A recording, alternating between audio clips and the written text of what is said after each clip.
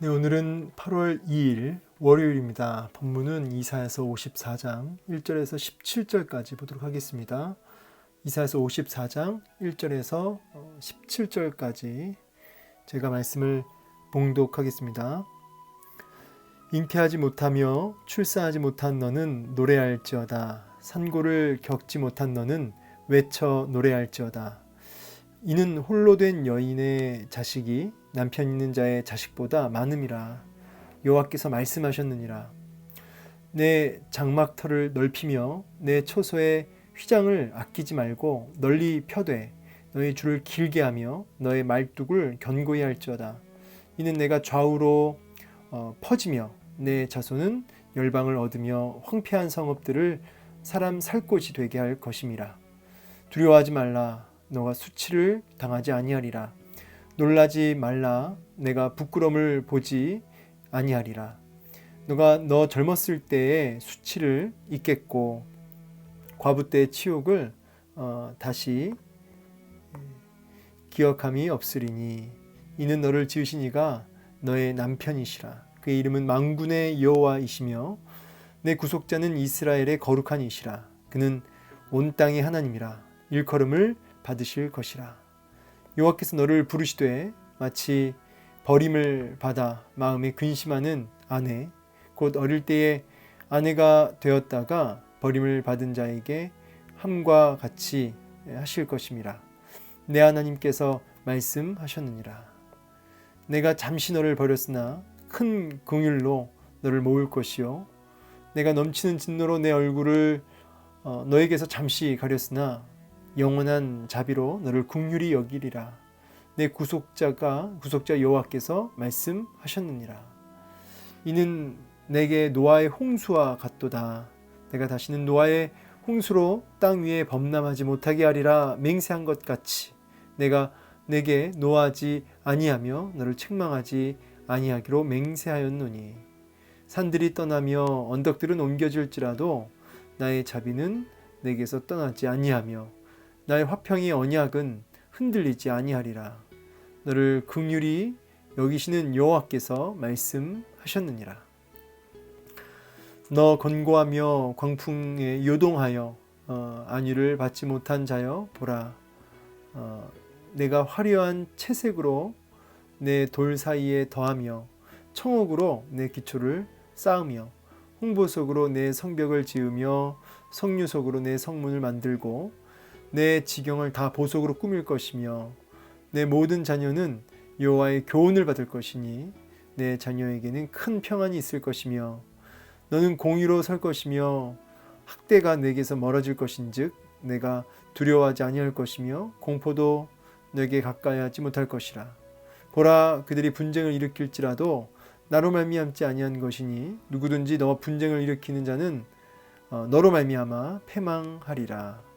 보라, 숯불을 불어서 자기가 쓸 만한 연장을 제조하는 장인도 내가 창조하였고 파괴하며 진멸하는 자도 내가 창조하였은즉 너를 치려고 제조된 모든 연장이 쓸모가 없을 것이라. 일어나 너를 대적하여 송사하는 모든 혀는 너에게 정죄를 당하리니 이는 여호와의 종들의 기업이요 이는 그들이 내게서 얻은 공의니라. 네, 오늘 이제 이사야서 54장 전체를 보게 됩니다. 오늘 말씀을 또 통해서 또 주님이 우리에게 말씀하시는 또 깨닫게 하시는 음성이 분명히 있는 줄로 믿고 또 오늘 말씀을 또 잘 깨달아서 또 순종하는 열매 맺는 하루가 되기를 원합니다. 한 절씩 빠르게 그 의미를 좀 이해하고 또 중요한 구절 하나 정도를 잡아서 또 마음에 새겨보는 시간 우리 가졌으면 좋겠는데요. 1절 잉태하지 못하며 또 이제 출산하지 못한 너는 노래할지어다. 여기서 이제 너는 누구냐면 이스라엘이죠. 잉태하지 못하며 이제 출산하지 못했다. 이거 굉장히 고대 근동에서 이렇게 여인이 잉태하지 못하고 또 자녀를 낳지 못하는 것은 굉장히 수치스럽고 그 당시에 이렇게 참 비참한, 너무나 비참한 어떤 상태를 의미합니다. 그래서 바벨론으로 포로로 끌려간, 그래서 너무나 비참하고 소망이 없는 이스라엘의 지금 상태를 이렇게 표현하고 있는 거죠. 잉태하지 못하고 출산하지 못한 너. 그래서 바벨론의 포로로 끌려가서 정말 아무 소망 없이 막막한, 대안이 없는 너라는 거죠. 이스라엘. 근데 뭐라고 하냐면 반전이에요. 노래하랍니다. 찬송하라는 거죠. 보통 이 찬송은 기쁠 때 하는 것 아닙니까? 근데 이 소망이 없고 이 막막한데 노래를 하라는 거죠. 계속 볼까요? 상고를 겪지 못한 너, 그러니까 이 비참한 너라는 거거든요. 비참한 너, 대안이 없는 너.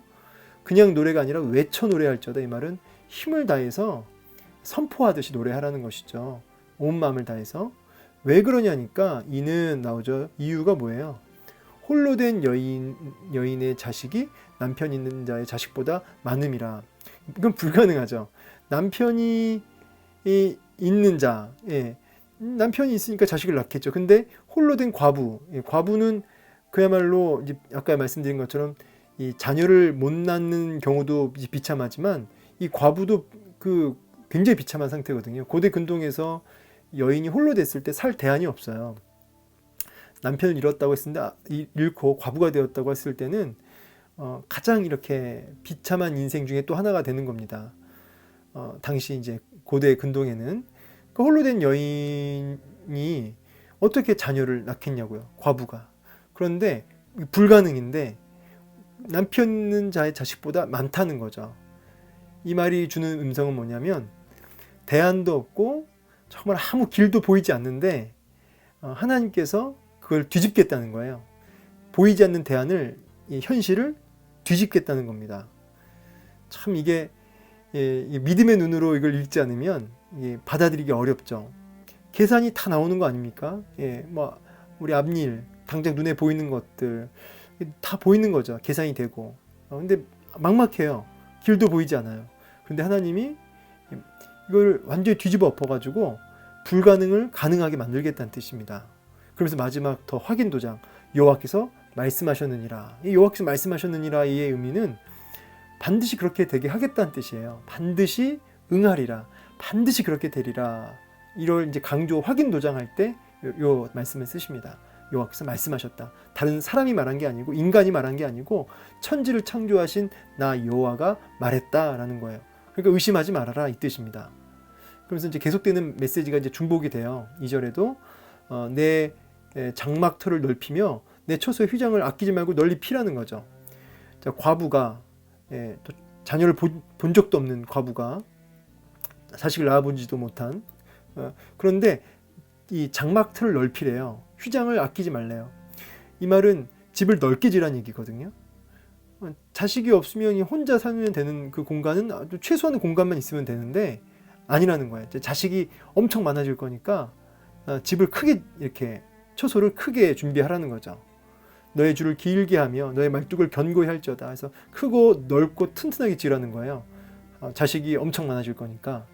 그래서 3절 이는 내가 좌우로 퍼지며 내 자손은 열방을 얻으며 황폐한 성읍들을 사람 살 곳이 되게 할 것입니다. 이 황폐한 성읍은 지금 이제 예루살렘 성읍이죠.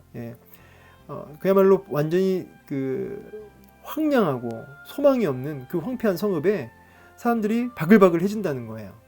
여기에 좌우로 퍼진다 이 말은 사방이죠. 사방. 좌우니까 진짜 좌우가 아니라 오른편 왼편이 아니라 사방으로 퍼진다는 겁니다. 여기엔 열방이라는 의미도 들어가요. 열방. 열방으로 퍼지며 또 열방을 또 얻으며 열방으로 퍼지고 열방을 또 얻습니다. 사실은 이제 여기는 이제 좀 더 확장적으로 보면 이제 이방인들까지 하나님의 그 자녀로 돌아오게 되는 이방인들까지 하나님의 자녀로 회복하게 되고 돌이키게 되고 하나님의 백성으로 돌아오게 되는 그 부분이 함께 들어와 있는 것이죠. 근데 중요한 건 뭐냐면 황폐한 성읍이에요. 역시 대안이 없고 막막하고 보이지 않는데 그렇게 될 거라는 겁니다. 이스라엘 백성을 넘어서 열방에 이르기까지 그런 놀라운 정말 대역전의 역사들이 일어날 것이다. 그러니 뭐하지 말아라. 보이지 않고 막막하다고 두려워하지 말아라. 내가 너의 그 수치를 당하지 않게 하리라. 부끄러움을 보지 않는다. 이 수치나 부끄러움이나 같은 거죠. 비참한 그 자리로 부끄러운 자리로 초라한 자리로 빠지지 않게 하겠다는 거죠. 그러니까 두려워하지도 말고 놀라지도 말라는 거예요. 사실은 오늘 현대인들은 많이 두렵습니다. 그렇죠? 예, 노후 준비로 두렵고 자식 잘 키울 수 있을까에 대해서 두렵고 건강에 대해서 두렵고 우리는 그냥 두려운 거 투성이에요. 놀랄 거 투성입니다. 계산을 이렇게 두드리면 계산을 두드릴수록 두렵고 놀랄 일 뿐이죠. 참 초라한 자리에 빠지고 싶지 않은데 좀 뭐 본인이 아니더라도 뭐 자식이나 부모님을 생각하면서도 우리는 두려울 게 참 많아요. 그런데 그렇게 하지 말라는 거예요. 그렇게 되지 않을 것이다. 아니하리라 아니하리라. 이걸 강조해서 2번이나 얘기하십니다. 그러면서 이어지는 말씀이 내가 너 젊었을 때 수치를 잊겠고 과부 때 치욕을 이렇게 다시 기억하지 않는다 그랬는데 여기서 젊었을 때는 포로로 끌려가기 전에 이제 이스라엘이거든요. 포로로 끌려가기 전에 이스라엘 백성들이 범죄하고 우상 숭배하고 정말 엉망진창이었잖아요. 근데 그것을 하나님이 기억하지 않겠다는 거예요. 그리고 이제 과부 때는 언제죠? 과부 때? 과부 때는 이제 바벨론 포로로 끌려간 상황입니다. 포로로 있을 때 그때 그 포로로의 생활의 그 치욕, 그 고통, 그 고난 그것을 이제 기억함이 없으리니 이 말은 너무 이제 평강스러운 날이 올 거라는 거예요. 그래서 사람이 막 아프더라도 뭐 다리가 뭐 부러지든 뭐 아프더라도 그때는 막 죽겠다 하지만 이제 이게 깔끔하게 낫게 되면 언제 그랬냐는 듯이 이걸 잊잖아요. 그런 식으로 그런 놀라운 평강과 회복의 날을 통해서 그 고통을 잊어버릴 만큼 그런 놀라운 평강의 때가 임할 거라는 것이죠. 그러면서 5절에 이는 너를 지으시니가 너의 남편이시라. 이는 왜 그런가 봤더니 그 창조주께서 우리의 아버지 되시기도 하지만 또 너의 남편으로서 책임지겠다는 의미가 있는 거죠. 그의 이름은 만군의 여호와시며 모든 왕 중의 왕, 그렇죠? 모든 열방의 주인 바로 여호와시다. 내 구속자는 너를 이렇게 사신 분, 너의 소유자는 너의 소유주는 이스라엘의 거룩한 이시라. 그는 온 땅의 하나님이라. 일컬음을 받으실 것이라. 그 열방의 하나님, 온 열방의 주인 되신 그 하나님이 너의 남편 되시기 때문에, 너의 구속자가 되시기 때문에, 너의 소유주가 되시기 때문에 뭐한다? 책임진다. 이런 5절에는 그런 의미가 있는 것이죠. 책임진다. 6절 여호와께서 너를 부르시되 마치 버림받아 마음에 근심하는 아내 곧 어릴 때 아내가 되었다가 버림받은 자에게 한과 같이 하실 것임이라. 내 하나님께서 말씀하셨다. 그래서 젊었을 때 바람피고 딴짓하고 그러니까 이제 우상숭배한 거예요. 그래서 하나님 마음에 이제 못을 받고 남편의 마음에 못을 받고 그렇게 바람피던 그 여인을 그래서 버림을 이제 받았죠. 이 버림받았다는 것은 이제 일종의 징계죠. 버림받았다. 바벨론 포로로 끌려간 거죠. 우상 숭배, 그러니까 바람 폈을 때 말로 했어요. 돌아와라. 딴짓하지 말아라.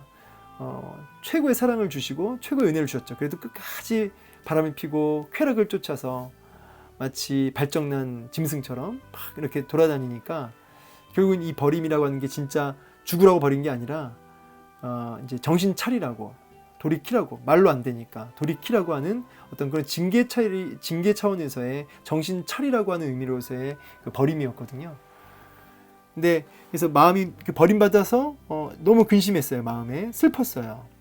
그렇지만 그거는 그 어렸을 때 젊은 아내였을 때 그것을 돌이키게 하고 이제 성숙한 거룩한 정결한 아내로 세우시고자 하시는 남편 되신 하나님의 뜻이라는 거죠. 그렇게 함과 같이 하나님이 그렇게 하신다는 거죠. 그래서 지금 이런 버림과 이런 그 징계가 참 근심이 되지만 하나님이 그것을 죽으라고 하는 버림이 아니다. 그래서 이제 7절에 그 부분이 이제 보충돼서 나오죠. 여기 7절. 잠시 너를 버린 거다. 그건 잠시 잠깐의 정신 차리라고 주는 어떤 그 살라고 하는 그런 징계고 그런 막대기다. 보세요. 그러면서 큰 궁유를 너를 모을 것이다. 이 말은 이제 포로 귀환시킬 것이다. 회복시킬 것이다. 라는 의미죠. 그러니까 이 잠시라는 단어와 큰 궁율은 이게 대조되고 있는 거죠. 그래서 아주 잠깐의 징계, 그러나 영원한 궁율, 이런 의미예요. 잠깐의 징계, 영원한 궁율. 오늘도 하나님이 우리에게 잠시의 고난을 주실 때가 있어요. 그러나 영원한 궁율에 비하면 그 잠시의 고난은 참 우리에게 유익하다. 물론 고난 당하고 있는 당사자 입장에는 또 그게 그렇게 안 느껴지기도 하죠. 그러나 그 하나님의 영원한 궁율을 비하면 반드시 그 고난도 참 감사함으로 바뀔 날이 온다는 것이죠. 8절, 내가 넘치는 진노로 내 얼굴을 너에게서 잠시 가렸으나 영원한 자비로 너를 궁휼히 여기리라. 좀 위에 거랑 연결되는 말이죠. 잠시, 큰 궁휼, 잠시, 그다음에 여기 영원한 자비. 같은 게 지금 이렇게 반복돼서 쓰여지고 있습니다. 내 구속자 여호와께서 말씀하셨다. 너의 소유주가 너를 값을 주고 산 주인께서 말씀하셨다. 반드시 그렇게 된다.